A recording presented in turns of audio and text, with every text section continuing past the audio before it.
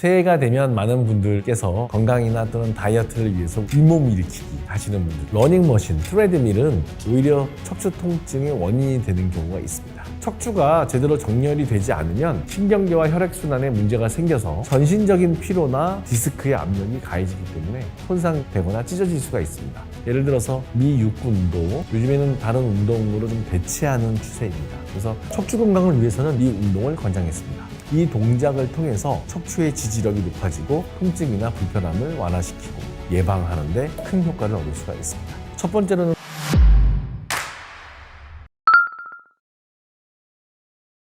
새해가 얼마 남지 않았습니다. 새해가 되면 많은 분들께서 건강이나 또는 다이어트를 위해서 운동을 시작하시죠. 요즘은 이제 집에서 홈 트레이닝 하시는 분들이 많습니다. 주로 어떤 운동을 하십니까? 스쿼트, 플랭크, 팔굽혀 펴기, 턱걸이까지 이런 운동을 많이 하시죠. 그리고 한 가지 더, 윗몸 일으키기 하시는 분들 꽤 많습니다. 하지만 윗몸 일으키기를 잘못할 경우에 척추에 정말 좋지 않을 수가 있어요. 이 동작은 척추에 순간적으로 큰 압력을 가하게 되죠. 또한 고관절을 과도하게 사용하게 되고 불필요한 스트레스를 유발할 수가 있습니다. 척추의 안정성이 떨어지게 되어서 디스크와 같은 척추 질환을 유발할 위험도 커지게 됩니다. 게다가 이제 코어 근육의 불균형을 초래해서 오히려 척추 통증의 원인이 되는 경우가 있습니다.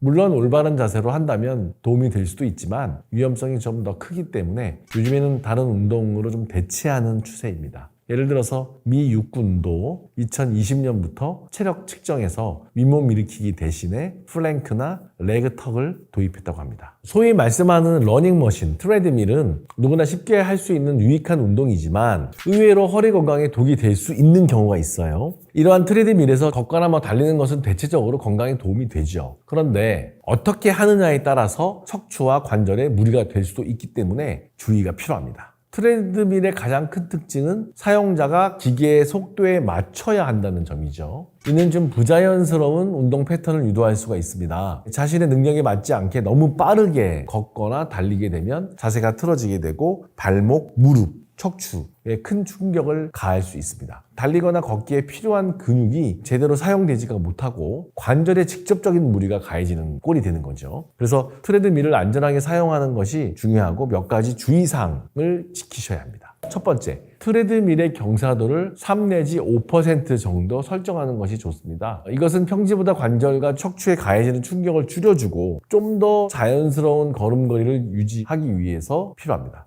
둘째, 가능한 경우는 무동력 트레드밀을 사용하는 것이 좋습니다. 무동력 트레드밀은 사용자가 직접 벨트를 움직여야 하기 때문에 좀 더 자연스럽게 보행 패턴을 유지할 수가 있습니다. 마지막으로 바른 자세를 유지하면서 천천히 시작하고 익숙해진 속도를 높이는 것이 중요합니다. 달리기나 걷기를 할 때는 항상 척추의 정렬을 유지하면서 복부에 힘을 주고 허리를 과도하게 굽히지 않도록 좀 신경을 쓰셔야 되죠. 이러한 주의사항을 지키면 러닝머신을 할 때에도 척추 건강을 지키면서 안전하게 운동하실 수가 있습니다. 허리 주변의 근육통은 보통 1 내지 2주 안에 이제 괜찮아지죠. 하지만 척추 신경이 압박되어 있는 경우에는 좀 더 심각한 증상이 나타날 수가 있습니다. 대표적인 증상이 바로 방사통인데요. 요추 디스크 탈출증이라든지 척추관 협착증 같은 허리 문제는 좌골신경을 압박하기 때문에 엉덩이에서 다리 쪽으로 번져 내려가는 통증을 유발할 수가 있습니다. 이를 좌골신경통이라고도 하고 엉덩이, 허벅지 또는 종아리, 심지어 발까지 통증이나 저림이 느껴질 수가 있습니다. 이러한 방사통은 허리에서 발생한 문제가 신경을 따라 다른 부위로 통증을 전달하는 전형적인 예입니다.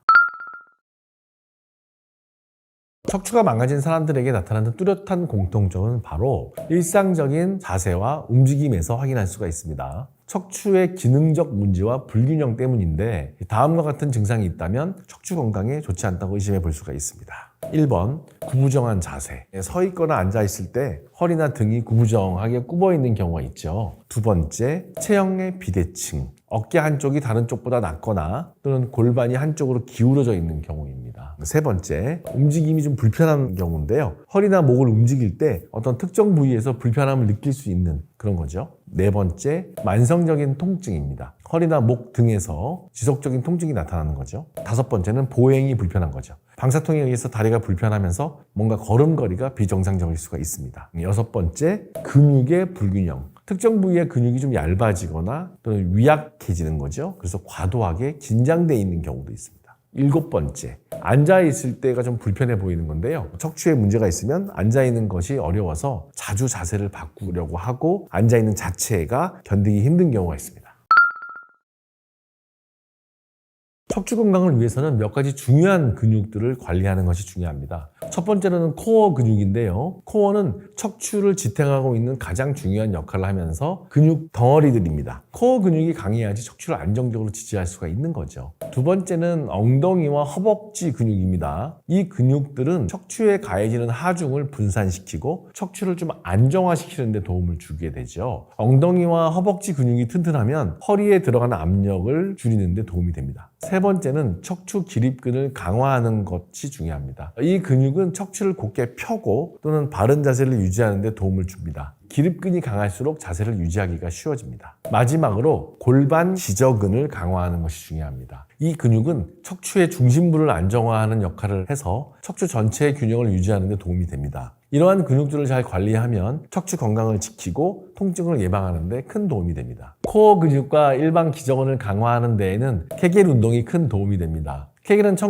1940년대에 미국의 산부인과 의사인 아놀드 케겔 박사에 의해서 개발되었습니다. 당시 케겔 박사는 출산 후에 여성들이 흔히 겪는 요실금이나 또는 자궁 탈출증을 개선하기 위해서 골반 기저근을 강화하는 것이 도움이 된다고 판단해서 이 운동을 권장했습니다. 저도 이러한 케겔 운동을 척추 건강에 도움이 되도록 변형을 해서 쉽고 간편하게 환자분들께 적용하고 있습니다. 케겔 운동은 주로 골반 기저근을 강화하는 운동인데요. 여러 코어 근육을 함께 단련하는 데도 매우 효과적입니다. 골반 기저근을 수축할 때 복횡근과 같은 심부 코어 근육도 함께 자극을 받게 되죠. 복횡근은 코어의 안정성을 유지하는 데 중요한 역할을 하고 골반 기저근을 함께 강화하면 신체의 전반적인 안정성에 큰 도움을 줍니다. 또한 케겔 운동을 할 때 제가 배꼽을 당겨서 넣으세요라고 말씀드렸던 것을 기억하십니까? 이 동작을 통해서 복부에 약간의 긴장을 유지하는 것은 복직근과 내외 복사근을 동시에 활성화하는 데 도움이 됩니다. 이렇게 여러 코어 근육을 골고루 강화하면 척추의 지지력이 높아지고 통증이나 불편함을 완화시키고 예방하는 데 큰 효과를 얻을 수가 있습니다. 케겔 운동을 시작할 때는 우선 가슴을 펴고 배를 집어넣은 다음에 바른 자세로 앉아주세요. 배꼽을 뒤로 보낸다는 느낌으로 약간 긴장을 해주시면 되는데 허리가 너무 앞으로 이렇게 나오거나 뒤로 나아가지 않도록 중립 자세를 유지하셔야 됩니다. 이 상태로 3 내지 5초간 골반 기저근에 힘을 주고 3 내지 5초간 이완을 시킵니다. 한 번 할 때마다 10번을 하시고 10번을 한 세트로 하루에 10세트 해주시면 척추 건강에 많은 도움이 됩니다.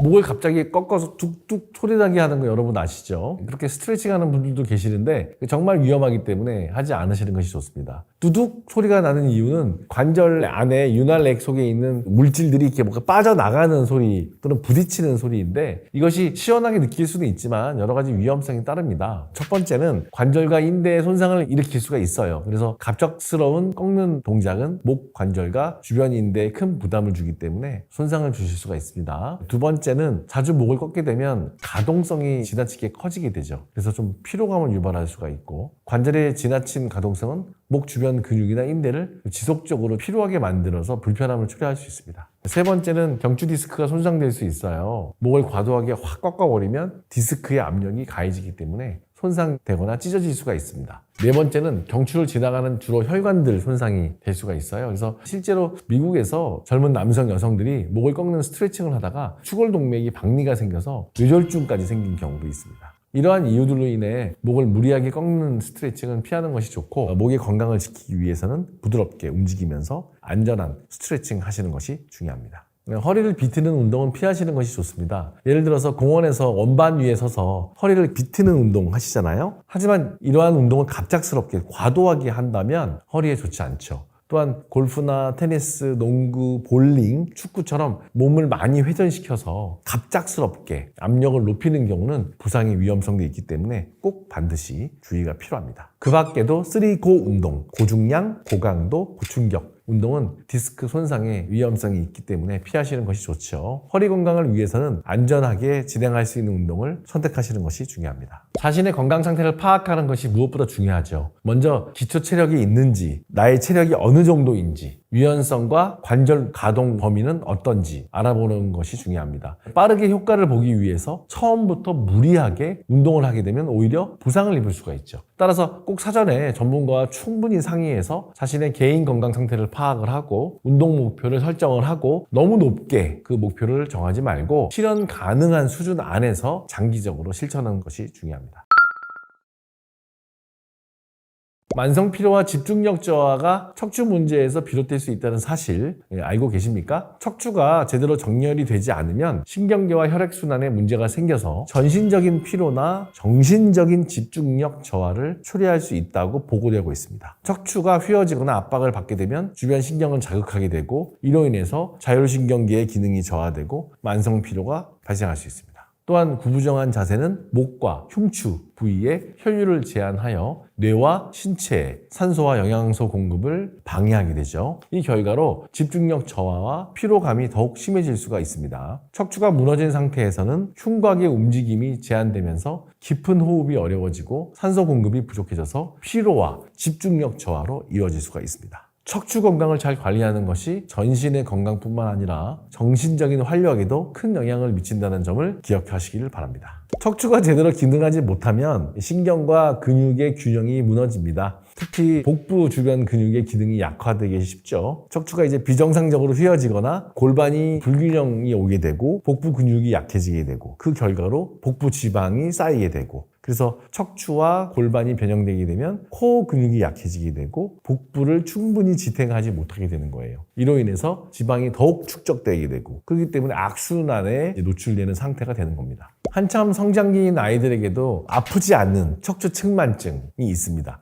이 측만증은 척추가 비정상적으로 옆으로 휘어지는 것을 말하는데요. 초기에는 통증이 전혀 없을 수가 있어요. 특히 아이들은 척추의 유연성이 높기 때문에 통증을 느끼지를 못하는 거죠. 그래서 틀어져도 외향적으로 약간 비대칭만 좀 나타날 수가 있다는 거죠. 이런 이유로 부모나 그 아이 자신도 척추 측만증의 발생을 쉽게 인지하지 못하고 지나가 버리는 경우가 많습니다. 하지만 요통이 없다고 척추 측만증을 가볍게 여겨서는 안 됩니다. 아이들이 통증을 느끼지 않더라도 척추가 휘어진 상태는 성장하면서 점점 악화될 수가 있고 성인이 되었을 때는 만성적인 통증을 유발할 위험성이 높습니다. 또한 척추가 변형되게 되면 어깨나 골반의 비대칭이 심해지면서 신체 전체의 균형이 무너지게 되면서 운동 능력이 떨어지게 되고 일상생활에까지 지장을 줄 수가 있습니다. 성장기 아이들의 척추 측만증은 조기에 발견하고 관리하는 것이 매우 중요합니다. 정기적으로 자세를 점검하면서 척추의 비대칭을 조기에 발견하게 되고 적절한 치료를 시행하는 것이 아이들의 건강을 지키는 데 큰 도움이 됩니다. 그렇지 않습니다. 실제 척추 질환 환자 중에서 약 95%는 휴식이나 안정, 약물 치료 또는 비수술적 요법으로 충분히 치료가 가능하고요. 반드시 수술적 치료가 필요한 경우는 5% 미만입니다. 수술을 통해서 증상의 원인을 제거할 수 있지만 질병의 근본 원인이 사라진 것은 아니죠. 사고로 인해서 디스크 질환이 아닌 경우에 대부분 잘못된 생활습관 또는 생활습관병으로 인한 디스크 협착증 같은 질환이 생기게 되죠. 그렇기 때문에 디스크 수술 후에도 재활 운동이라든지 생활습관 교정을 통해서 근력을 강화하고 재발을 예방하고 근본적인 문제에서 벗어날 수 있도록 혁신하셔야 됩니다. 흔히 파스를 붙일 때 아픈 부위에 직접 붙여야 한다고 알고 계실 텐데 꼭 그런 것은 아닙니다. 하지만 파스를 붙일 때 시원하다, 뜨끈뜨끈한 느낌을 받는 이유는 보통 멘톨이라든지 캡사이신 같은 성분이 포함되어 있기 때문에 그렇죠. 이러한 성분들은 이제 피부에 있는 혈관들을 확장시키고 통증 신경을 좀 둔화시키는 효과가 있어요. 이로 인해서 통증을 완화하는 마사지 효과가 나타나죠. 근데 파스를 붙였을 때 통증이 가라앉는 것은 파스에 들어있는 진통제라든지 소염제 성분 때문이에요. 그렇죠? 그러나 파스에 포함된 성분이 실제로 혈류를 통해서 제대로 흡수가 되어서 전신적인 소염 작용을 일으킨다는 것은 제한적입니다. 따라서 파스는 주로 국소 부위에 작용하고 약물 성분이 피부를 통해서 침투하면서 염증을 줄이기 때문에 통증을 일시적으로는 완화할 수 있지만 크게 개선시킬 수 있다고 말할 수는 없습니다. 따라서 발바닥에 파스를 붙여서 다른 부위의 통증을 완화시킬 수 있다는 말은 과학적 근거가 없습니다. 파스는 직접적인 부위에 붙여서 국소적인 효과를 보는 것이 일반적이고요. 다른 부위에 있는 통증을 완화하는 데는 기대하기가 어렵습니다. 발바닥에 파스를 붙여서 효과를 보는 경우는 주로 이제 신경의 경로를 자극하거나 심리적 위안 정도일 것 같은데요.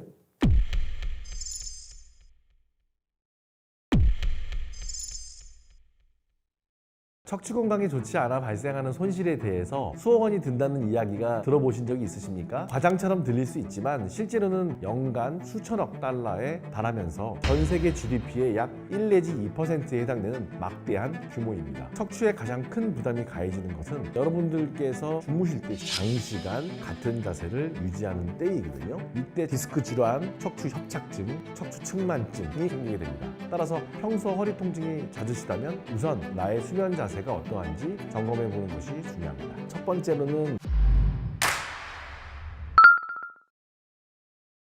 척추 건강에 좋지 않아 발생하는 손실에 대해서 척추 수술 1,700만 원이라는 소셜미디어의 밈이나 수억 원이 든다는 이야기가 들어보신 적이 있으십니까? 과장처럼 들릴 수 있지만 실제로는 여러 가지 비용들이 과소평가된 경향이 있습니다. 보건경제학 분야에서도 유럽과 미국 일부 연구에 의하면 척추 질환으로 발생하는 직접적인 의료 비용은 연간 수천억 달러에 달하면서 전 세계 GDP의 약 1 내지 2%에 해당되는 막대한 규모입니다. 또한 생산성 손실과 같은 간접 비용은 직접 의료 비용의 약 3배에 달한다고 추산됩니다. 이러한 비용이 개인과 사회 전체에 전가된다면 엄청난 불이익이 발생할 수 있겠죠. 그래서 많은 보건 경제학자들이 예방과 조기 진단이 경제적으로 훨씬 유리하다고 판단하고 있습니다.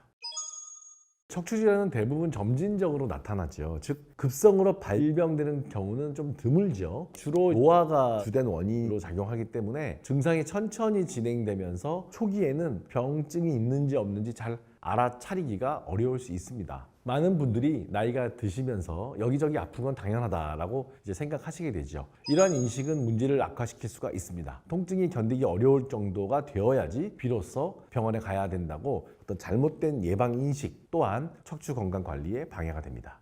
반대로 병원 치료에 대한 막연한 거부감 또는 두려움으로 인해서 치료를 미루는 경우가 많이 있어요. 이러한 이유로 증상을 좀 방치하는 경향이 있고 이런 것은 매우 위험하며 예방과 조기 치료가 무엇보다 중요합니다. 정기적인 검사와 예방적 조치를 통해서 척추 건강을 평소에 관리하는 것이 최선의 방법입니다. 최악의 상황은 당연히 어떤 수술까지 필요한 상황이죠. 수술을 하더라도 이게 완전하게 회복이 만약 된다면 문제가 안 되는데 그 회복이 어렵다면 더욱 마음이 무거워지는 겁니다. 지금까지 제가 치료한 환자는 약 한 30만 명 정도 진료를 했고요. 이런 사례를 좀 많이 봤어요. 실제로 수술이 필요한 환자는 전체 환자군의 5% 미만입니다. 대부분은 충분한 휴식과 적절한 운동, 교육, 또 비수술적 치료로 상태가 많이 호전될 수가 있습니다. 병원을 방문하셨던 환자들 중에서도 경미한 증상을 가진 분들이 많았지만 제때 치료를 받지 않아서 결국 응급 상황으로까지 오시는 경우도 꽤 있습니다.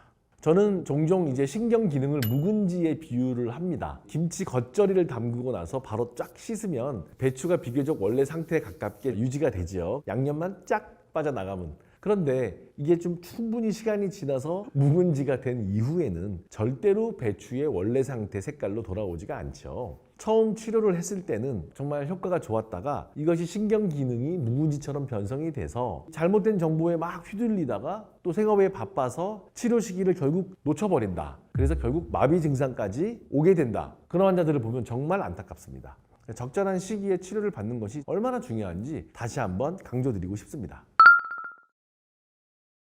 수면은 양적인 측면이 있고 또 질적인 측면이 모두 중요합니다. 사람의 일생의 약 3분의 1을 자면서 보내죠. 여러분들께서 주무실 때 직접 확인하진 않겠지만 거의 움직임이 없이 같은 자세를 유지하는 경우가 많습니다. 척추에 가장 큰 부담이 가해지는 것은 장시간 같은 자세를 유지하는 때이거든요. 그렇다고 수면을 피할 수는 없죠. 하루에 7시간 또는 8시간 정도는 충분히 주무셔야 하기 때문에 이때 척추에 최대한 부담이 가지 않도록 신경을 쓰셔야 합니다. 수면 자세와 수면의 질이 나빠지면 몸의 회복 능력도 떨어집니다. 스트레스가 증가하면 염증 물질이 많아져서 통증에 대한 민감도가 높아지고 호르몬 불균형으로 인해서 신체의 균형이 무너질 수가 있습니다. 따라서 평소 허리 통증이 잦으시다면 우선 나의 수면 자세가 어떠한지 점검해 보는 것이 중요합니다. 많은 분들이 수면 자세에 대해 어떤 포지션이 좋은가에만 집중하곤 합니다. 예를 들어서 바르게 옆으로 누워서 자야 하는지 엎드려 자도 되는지 여러 가지 많은 이야기를 하시죠. 하지만 정작 중요한 것은 어떻게 자야 하는가에 있습니다.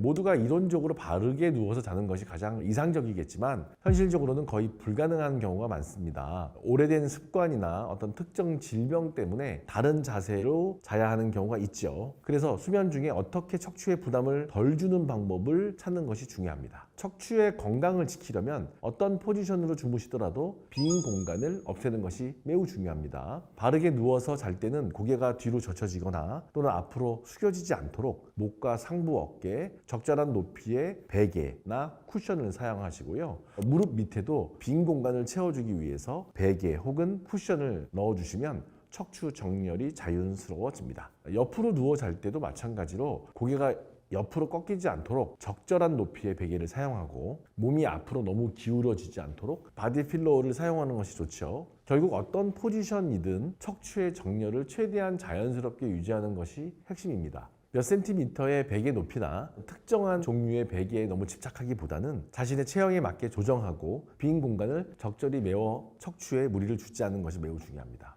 좀 수고스럽더라도 자신의 몸에 맞는 방법을 찾는 것이 최선의 방법입니다.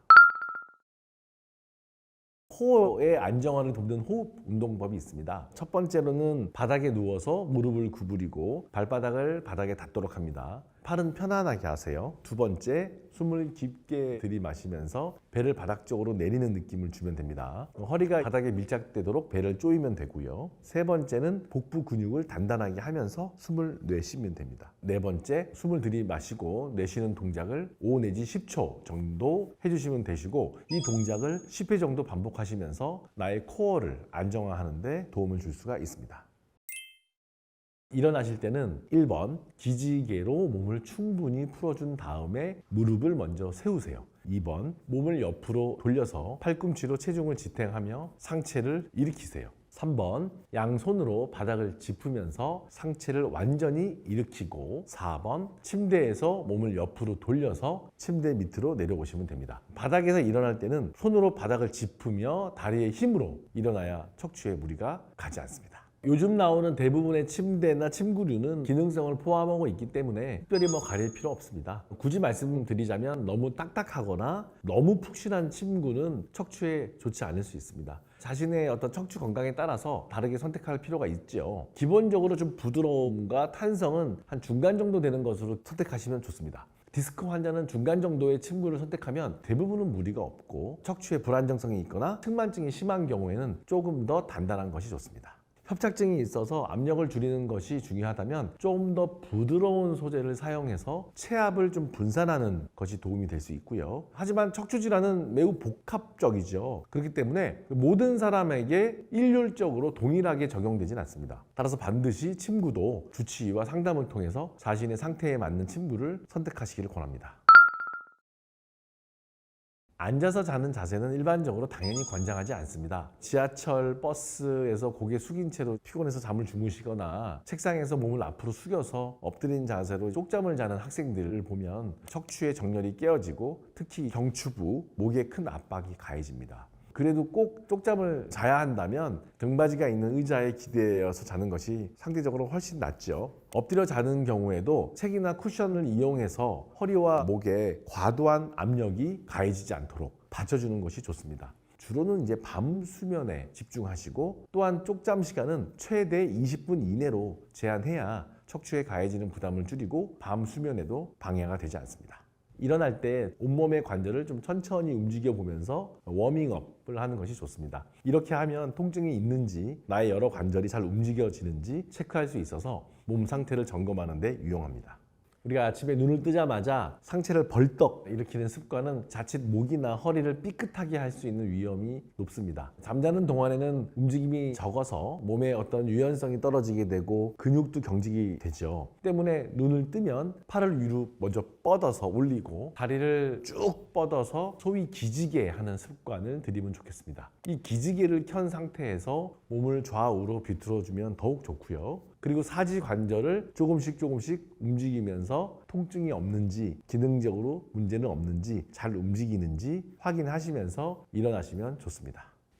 여러분 척추 건강에 영향을 미치는 외적인 요소와 내적인 요소가 있습니다. 1번 외적으로 보면 자세가 좋지 않은 경우에 척추 건강이 나빠질 확률이 높죠. 이미 이제 척추나 근골격계의 변형이 일어난, 즉 모양이 바뀌어 있는 상태라면 현재 증상이 없더라도 앞으로 나는 환자가 될 수 있겠구나라고 생각을 하셔야 됩니다. 대표적인 예로 어깨와 등이 굽어 있거나 한쪽 어깨가 다른 쪽보다 낮은 경우, 또는 엉덩이가 심하게 불균형을 이루면서 처지는 경우, 허벅지가 바깥쪽으로 돌아서 틀어진 경우, 아랫배에 힘이 들어가지 않아서 복부가 많이 볼록하게 돌출되어 있는 경우 등이 있습니다. 이러한 외관적 변형은 척추 불균형이나 어떤 척추 질환의 초기 신호일 수 있기 때문에 점검을 받아보시는 것이 좋습니다. 두 번째, 내부적으로 눈에 보이지는 않지만 불편함을 호소하는 분들이 있습니다. 척추 질환은 단순히 근육이 나빠서 뼈가 아파서 발생하는 것이 아니라 주로 척추체 사이를 지나가는 어떤 신경이 압박될 때 나타납니다. 이 신경이 압박되게 되면 통증, 또 감각의 마비, 운동의 마비 등이 생길 수가 있습니다. 통증은 근육통처럼 단순히 어떤 뻐근한 느낌이 아니라 저릿저릿하고 퍼져나가는 방사통이 대표적입니다. 감각마비의 경우에는 피부가 뭔가 내 살 같지가 않고 남의 살 같고 시리고 둔한 느낌이 들 수도 있고요. 운동마비는 이제 힘이 빠지게 되죠. 이러한 증상들이 있다면 신경 압박이나 신경 손상에 의한 질환일 가능성이 높기 때문에 신속한 진단과 치료가 필요합니다. 바른 자세는 척추와 근골격계 건강을 유지하고 신체에 가해지는 필요한 스트레스를 줄입니다. 자세가 좋지 않으면 특정 근육과 관절에 부담이 가해져서 통증과 만성 문제를 유발할 수가 있죠. 그래서 척추가 잘못 정렬되면 신경이 직간접적으로 압력을 받게 되고 통증, 감각 마비, 근력 악화가 생길 수가 있습니다. 또한 바른 자세는 호흡과 소화 기능에도 긍정적인 영향을 줍니다. 척추가 올바르게 정렬이 되면 더 깊고 효율적인 호흡이 가능하고 복부 장기에 대한 압력이 줄어들어서 소화 기능 자체가 원활해집니다. 심장과 폐 기능이 최적화되고 혈액 순환이 굉장히 개선되기 때문에 혈행에 큰 도움이 됩니다. 또한 정신 건강에도 긍정적인 영향을 미치게 됩니다. 혈액순환과 호흡이 개선이 되고 스트레스가 줄게 되고 집중력이 향상되게 되죠. 반대로 나쁜 자세는 굉장히 피로해지고 우울해지고 처지게 되고, 따라서 여러 가지 사람들과의 관계에도 문제를 유발할 수가 있습니다. 바른 자세는 관절의 부상을 예방하고 퇴행성 변화와 관절염의 위험을 줄이게 됩니다. 따라서 바른 자세는 신체 건강과 정신적 안정을 위한 필수 요소죠. 정기적으로 나의 자세를 점검하고 반드시 전문가의 관점에서 나의 자세가 어떤지 진단받고 도움받는 것이 중요합니다.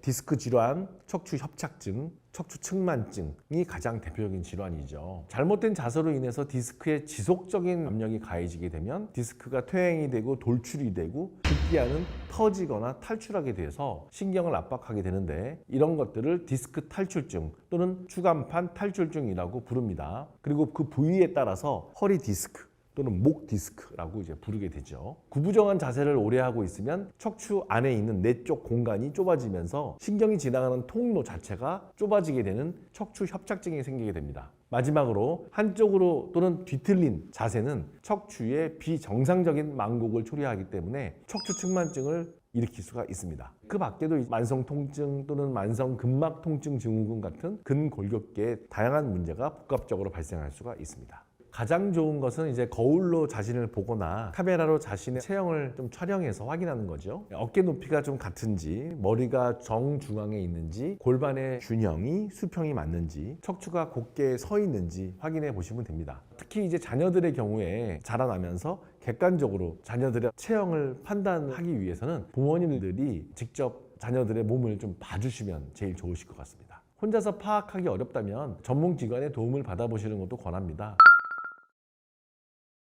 50대 이후에 이제 근력 운동은 정말 중요합니다. 저는 이제 노후 재테크보다 더 중요한 게 근육 재테크, 근테크라고 말씀을 드립니다. 나이가 들게 되면 골다공증이 쉽게 걸리죠. 그래서 뼈 기능, 즉 뼈의 밀도가 떨어지는 질병을 골다공증이라고 하지 않습니까? 그런데 근감소증에 걸린다는 것은 잘 모르시는 것 같아요. 노화가 시작되면 매년 일정량의 근육이 쭉쭉쭉쭉 빠집니다. 그래서 운동이나 또는 식단으로 근육을 보충해 주지 않으면 근육은 눈 녹듯이 빠지게 됩니다. 우리 몸의 근육은 체중 분산, 관절 보호 등의 역할을 하고 있고 인슐린 대사 등의 만성 질환과도 연관이 돼 있기 때문에 매우 중요합니다. 근감소증이 심해질 경우에 각종 근골격계 질환뿐만 아니라 대사성 질환도 겪을 수가 있고 꼭 꾸준히 근력 관리를 하셔야 됩니다. 근력 강화 운동은 어떤 것이든지 꾸준하게 하는 것이 제일 중요하고요. 다만 환자분께서 50대 이상이다 한다면 운동의 목표를 분명하게 설정하시는 것이 중요합니다. 20, 30대에는 주로 이제 외형적으로 아름다운 몸을 만들기 위해서 운동하는 경우가 많이 있죠. 이로 인해서 무리하게 운동을 진행하기도 합니다. 그러나 50대 이후에도 이런 식의 패턴으로 운동을 하게 된다면 부상의 위험성이 높아지기 때문에 조금 신중함이 필요합니다. 어떤 운동을 하시든지 숙련되지 않은 상태라면 3고 운동은 피하시는 것이 좋습니다. 첫 번째는 고중량 운동입니다.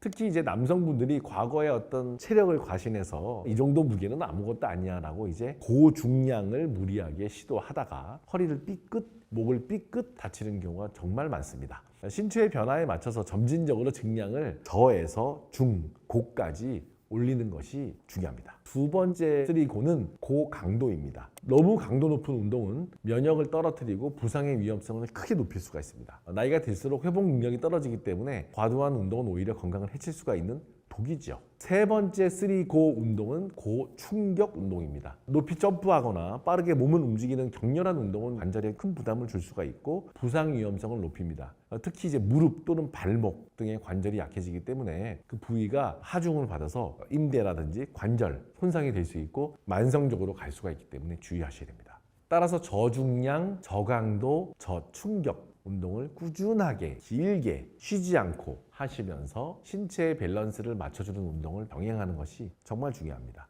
필라테스, 걷기, 수영 같은 운동이 바로 여기에 해당되고 체력과 유연성을 유지하면서 안전하게 근력을 천천히 강화할 수 있는 방법입니다. 세계보건기구에서는 중독에 가까울 정도로 해로운 생활 습관 중에 하나로 장시간 앉아있는 것, 의자병을 지목했습니다. 우리 대부분은 하루 중에 많은 시간을 앉아서 보내죠. 이렇게 많은 장시간 앉아있는 이 자세는 반드시 척추에 큰 부담을 주게 돼 있습니다. 서 있을 때 척추에 가해지는 하중을 100이라고 한다면 앉아있을 때는 그 하중이 약 1.5배 증가합니다. 만약 허리를 앞으로 숙이게 되면 그 압력은 2배에서 3배까지 올라갑니다. 여기에 이제 다리까지 꼬게 된다면 마치 척추를 비틀어 쥐어 짜는 것 같이 그런 상황이 돼버리고 당연히 척추에 가해지는 압력이 올라가게 되죠. 또 하나 주의해야 할 것은 스마트폰을 보는 습관이에요. 스마트폰을 볼 때 목이 고정된 자세에서 20-30분 유지하는 경우가 많이 있죠. 특히 대중교통을 타면서 고개를 푹 숙이고 보거나 소파나 또는 바닥, 침대에 엎드려서 보는 경우도 흔합니다. 이러한 자세는 목과 허리에 큰 부담을 주어서 장기적으로 통증을 유발할 수가 있습니다. 마지막으로 아침에 일어나서 세면대에서 세수하거나 머리를 감는 자세도 문제이죠. 이때 허리와 목을 심하게 다쳐서 병원을 찾는 분들이 정말 너무 많습니다. 시간 여유가 된다면 샤워 부스 안에 들어가서 샤워를 하면서 머리를 감고 세면대를 가능하면 사용 안 하시는 것이 좋고요. 꼭 세면대를 사용해야 되는 경우가 있다면 허리를 숙이는 대신에 무릎을 구부려서 자세를 좀 낮추고 좀 빠르게 마무리하는 것이 좋습니다. 삶의 작은 습관들이 우리의 척추 건강에 큰 영향을 미칠 수가 있습니다. 잘못된 습관을 바로잡아서 건강한 척추를 유지하는 데 큰 도움이 되시기를 바랍니다.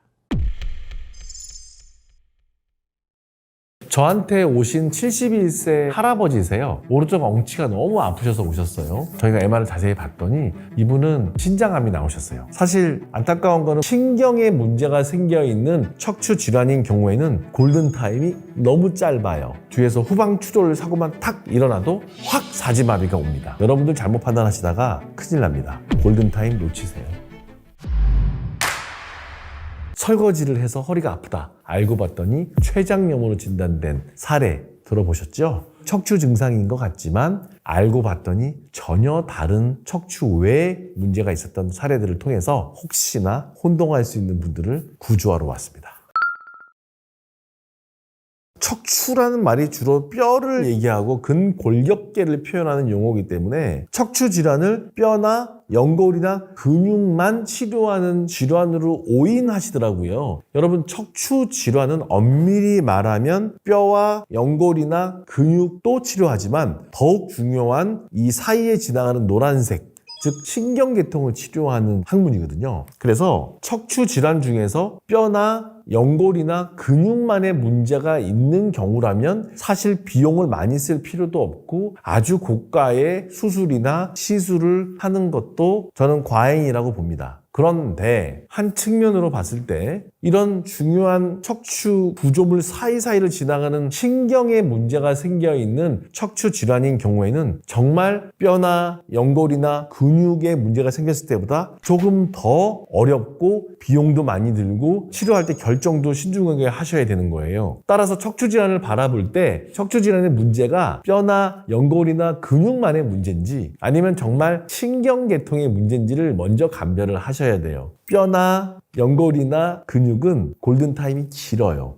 그래서 여유가 있어요. 하지만 정말 중요한 척추 사이사이를 지나가는 신경이 다치는 경우에는 골든타임이 너무 짧아요. 따라서 척추 질환 중에서 뼈나 연골이나 근육이 다쳤을 때가 아니고 신경이 다쳤을 때가 골든타임이 짧고 빨리 진단하고 치료하셔야 되는 거란 말이죠. 따라서 여러분들의 척추 질환이 뼈나 연골이나 근육입니까? 아니면 여러분들의 척추 질환이 신경계의 문제입니까? 이것을 감별할 줄 알아야 됩니다. 예를 들어서 두 가지 말씀드릴 텐데요. 한 가지는 목인데요. 배꼽 위쪽으로는 척수가 우리 몸에는 중추신경계이기 때문에 목은 당연히 중추신경계죠. 목 뒤로 지나가는 척수를 경수라 그러죠. 경수 압박이 됩니다. 디스크가 탈출을 하든지 협착증이 생긴다든지. 그래서 목에 있는 척수가 압박이 심해져서 변성이 옵니다. 그것을 우리가 척수증이라고 하고요. 그래서 경추부 척수증이라고 하는 질병이 있거든요. 경추 부위에 디스크든 협착증이든 후종인대 골화증이든 어떠한 원인에 의해서 신경이 좁아지는 거, 목 졸라지는 거. 그런데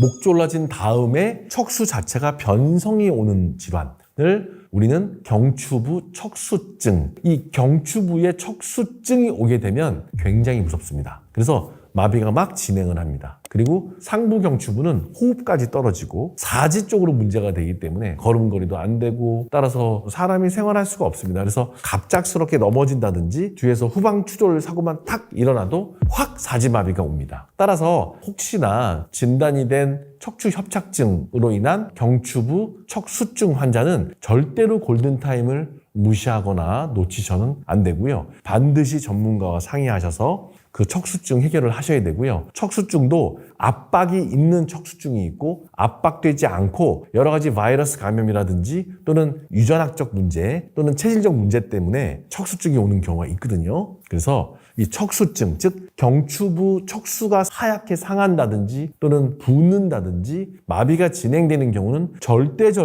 골든타임을 지켜서 발빠르게 빨리 전문가들을 만나셔야 됩니다. 두 번째 골든타임을 놓치지 말아야 되는 것은 허리의 대표적인 경우로 마미총증후군입니다. 대소변 장애예요. 디스크가 터진다든지 협착이 심하게 온다든지 또는 과도한 스포츠 손상으로 배꼽 아래는 말초신경계이기 때문에 골든타임이 긴 경향이 있지만 말초신경계 안에서도 대소변을 관장한다든지 회음부 쪽으로 가는 신경이 손상되는 경우, 즉 무서운 신경 압박으로 인해서 마미총 증후군까지 와서 대소변이 안 되고 갑작스러운 성기능 장애가 온다든지 그러면 굉장히 치명적입니다. 이렇게 허리에서는 마미총 증후군이 대표적으로 골든타임을 빨리 지키셔야 되는 질환입니다. 따라서 목에는 경추부 협착증으로 인한 척수증, 배꼽 아래 허리 쪽에서는 마미총 증후군, 이 두 가지가 골든타임 룰을 반드시 지키셔야 되고 반드시 시간을 앞다퉈서 전문가들을 만나셔야 되는 질환입니다.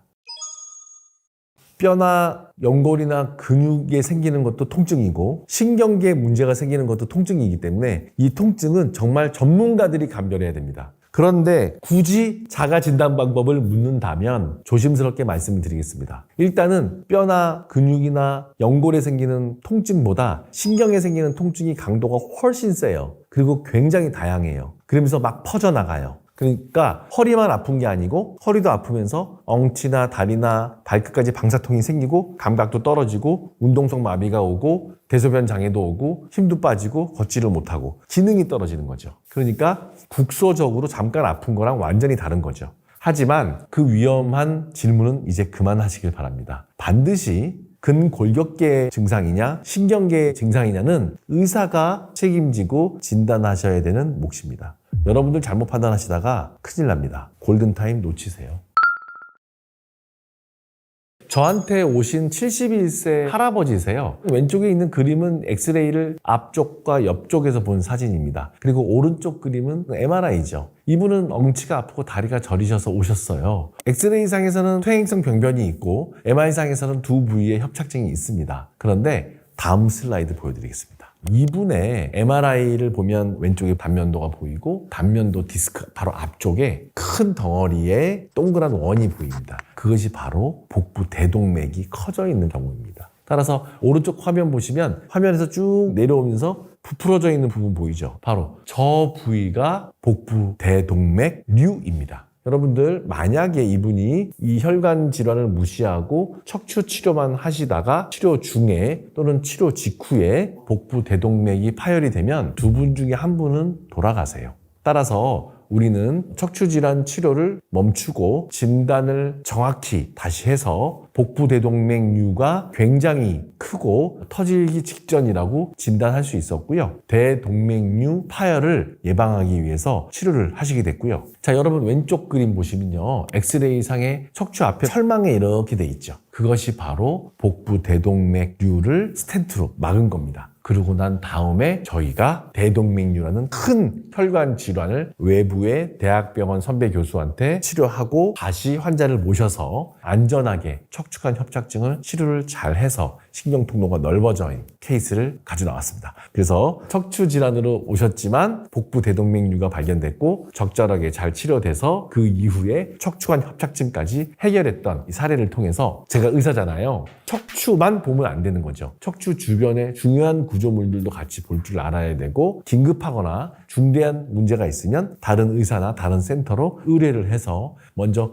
해결을 하고 난 다음에 안전한 상태에서 척추 질환을 치료하셔야 된다는 중요한 교훈이 있는 사례입니다. 제 사례를 한번 보여드릴게요. 75세 남성이신데 오른쪽 엉치가 너무 아프셔서 오셨어요. 그리고 협착증 같다고 자가 진단하신 다음에 몇 년을 그냥 참으셨고 침이나 맞고 물리치료만 하셨습니다. 보행이 좀 되시니까요. 하지만 너무 통증이 심하시고 허리 통증이 너무 심하셨기 때문에 저희 병원 와서 이제 MRI 찍으셨어요. 지금 요추 상부에 뼈가 좀 녹아있는 소견이 보이죠? 저희가 MR을 자세히 봤더니 이분은 신장암이 나오셨어요. 왼쪽 그림 보시면 오른쪽 콩팥이 보이죠? 하얗게 동그랗게 낭종이 보입니다. 그런데 왼쪽 콩팥을 보세요. 왼쪽 콩팥 위에는 저렇게 동그란 낭종이 아니라 뭔가 덩어리져 보이죠? 그것이 바로 암입니다. 신장암이 척추 주변에 붙어있기 때문에 바로 전이가 되는 거죠. 요추 1번, 2번 사이 이 근처에 신장이 옆에 있는데 한쪽 신장은 정상이고 단순 낭종만 있어요. 그런데 왼쪽 신장에는 신장 바로 위쪽 부분에 뭔가 덩어리져 있는 신장암이 이 척추체를 녹이는 질환이 돼서 심한 요통을 일으켰던 사례이거든요. 그래서 이분은 척추관 협착증 증상이나 또는 디스크 증상으로 오인이 돼서 그냥 검사하면 또 비싸니까 수술하기 싫어서 이러시다가 신장암 진단을 좀 늦게 진단되신 경우고 신장에서 생긴 암이 주변에 있는 척추까지 침범을 하면서 전이성 암을 일으킨 경우이죠. 그러니까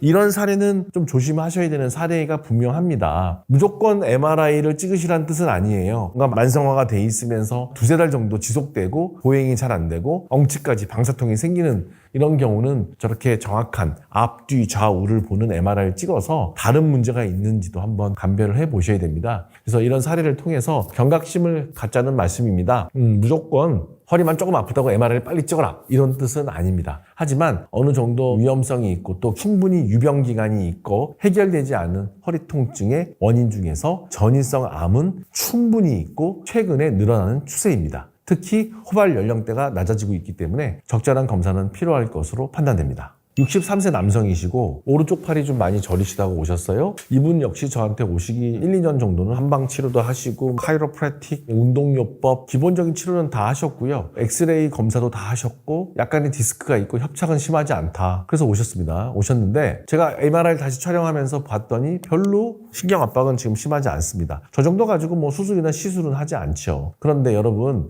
이분이 진짜 목 디스크 환자였을까요? MRI를 찍을 때 저렇게 목을 여러 가지 각도로 찍는데 목이 끝나는 오른쪽 지점에 뭔가 덩어리져서 보이는 그게 뭐냐면은 저기는 척추가 아니에요. 저기는 폐의 가장 윗부분이에요. 그래서 저기에 발견된 폐암이었어요. 흉곽의 가장 상부에는 쇄골도 지나가고 폐를 보호하는 혈관들, 구조물들이 지나가면서 목에서 팔로 내려가는 신경들도 지나가는 부분이거든요. 저기에 실제로 폐암이 생깁니다. 그래서 그런 폐암을 보통 판코스트 종양이라고 하는데, 사실 안타까운 거는 목 디스크로 오인된 폐암 환자였던 거죠. 그래서 결국 조금 시간이 지나셔서 폐암 진단이 되긴 되셨고요. 저희가 폐암센터로 보내드려서 잘 치료가 됐습니다. 그래서 우리가 척추질환을 볼 때 주변 기관에서 전이 되거나 신경이 그쪽으로 지나가는 통로에 생기는 여러 가지 질환들, 암이라든지 종양이라든지 혈관 기형들, 이런 것들은 반드시 캐치를 잘 하셔서 치료를 하셔야 됩니다.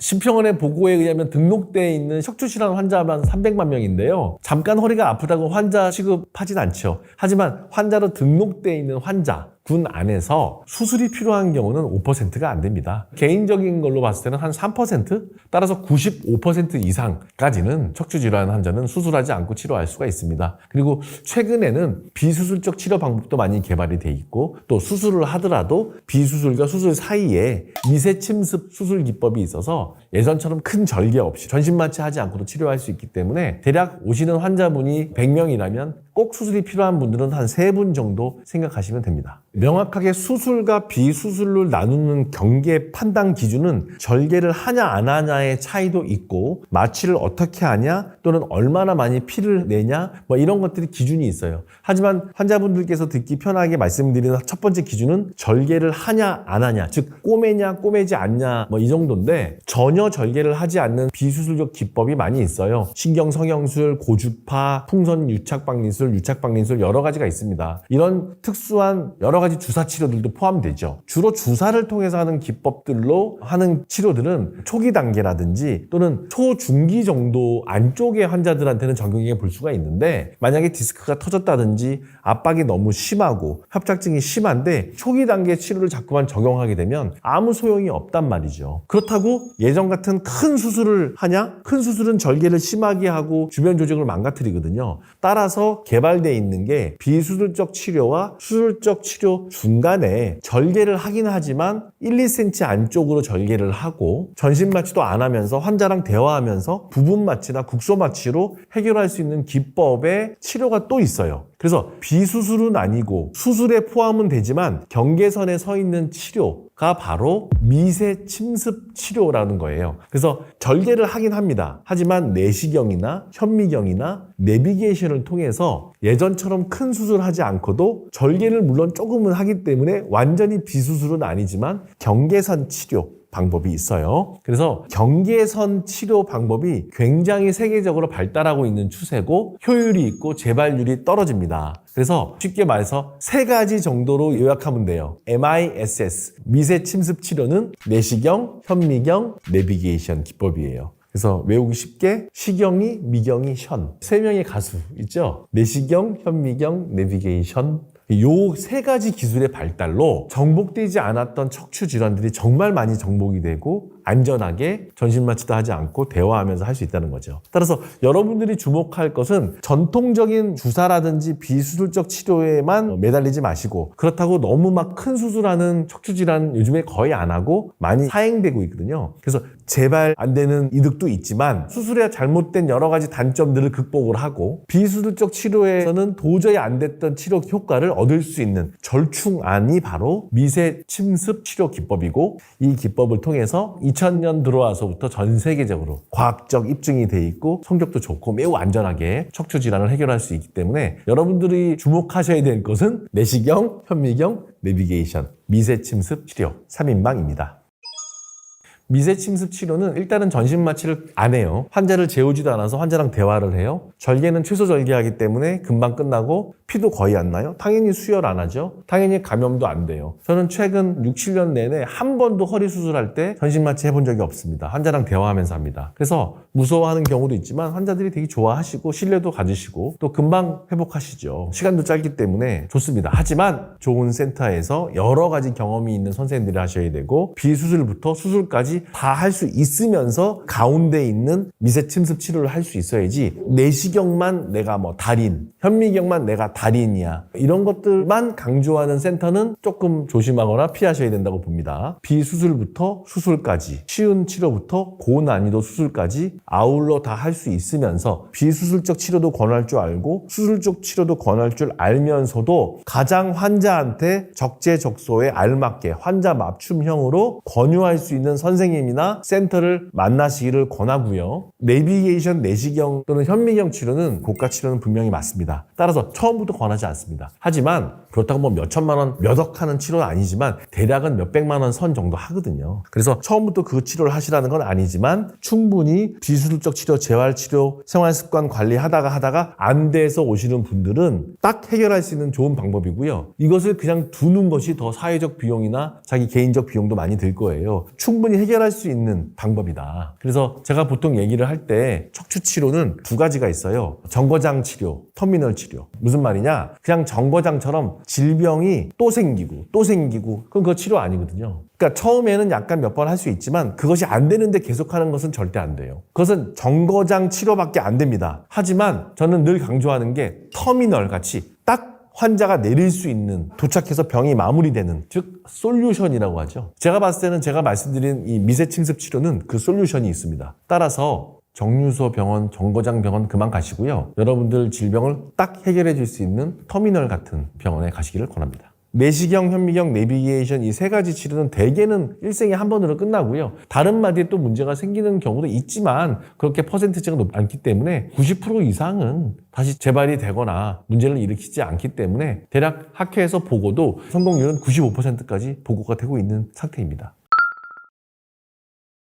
척추질환은 비용도 많이 들고요. 만약에 척추에 문제가 생기면 활동 자체가 안 되기 때문에 힘듭니다. 사실 어깨나 뭐 손목 이런 데 아픈 건 돌아다닐 수가 있잖아요. 근무도 할 수 있고. 하지만 척추에 문제가 생기면 사회적 비용도 많이 들고 여러분들 인생이 괴로워요. 그렇기 때문에 무조건 척추질환은 예방이고 그 예방은 바로 자세에서 나옵니다. 그래서 여러분들의 자세가 어떤지, 모양이 어떤지, 잘못 삐뚤어지지 않았는지 바로 확인 들어가셔야 되고요. 여러분들의 생활 습관 6가지 영역에서 지키십시오. 음식, 어떤 음식 드십니까? 수면 괜찮으십니까? 여러분들 중독, 혹시 술, 담배, 게임 중독에 빠져 있습니까? 4번째, 여러분들 운동하십니까? 운동 일주일에 몇 번 하십니까? 5번째, 여러분들 스트레스 관리 하십니까? 스트레스 관리가 척추 질환과 직결되고 생활습관의학의 굉장히 중요한 한 분야입니다. 6번째, 여러분 다른 사람과의 인간관계 어떻습니까? 이 6가지 영역에서 여러분들을 평가하셔야 됩니다. 여러분들 척추질환 예방을 하기 위해서 여러분들의 자세를 평가하시고요. 여러분들의 6가지 생활습관 상태가 어떤지 평가하시길 바랍니다. 평가가 좋다면 여러분들 척추질환에 진입할 가능성 거의 없습니다. 자신감 가지셔도 됩니다.